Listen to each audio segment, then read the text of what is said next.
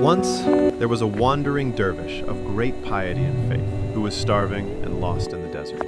As he was walking along an old pathway in search of something to eat, he found an empty fruit sack that had been thrown by the road by a previous passerby.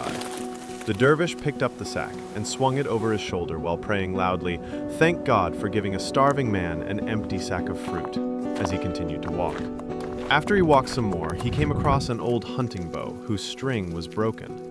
He picked up the bow and put it in his sack and prayed out loud, "Thank God for giving a starving man a hunting bow with a broken string." A bit further down the road, he saw an old tree that was dead and bore no fruit. He broke a few dry branches off of the old tree and put them in his sack, and again said loudly, "Thank God for leading a starving man to a dead fruit tree," and then he continued his way. He walked some more and found a dented old cooking pot.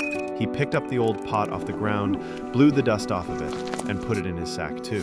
He again loudly prayed, "Thank God for giving a starving man a dented old pot full of dust." As he continued walking, he found on the ground a fishing hook, but no fishing pole. He picked up the fishing hook, put it in his sack, and again declared loudly, "Thank God for giving a starving man a fishing hook with no fishing pole." Finally, after days of walking, his path ended in a river that was so large he couldn't see the other side.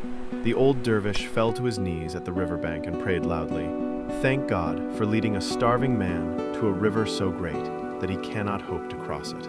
Then he tied the fishing hook to the broken string on the hunting bow, and using it as a fishing pole, he caught himself a fish that he cooked in the old pot over a fire he had made from the dried tree branches.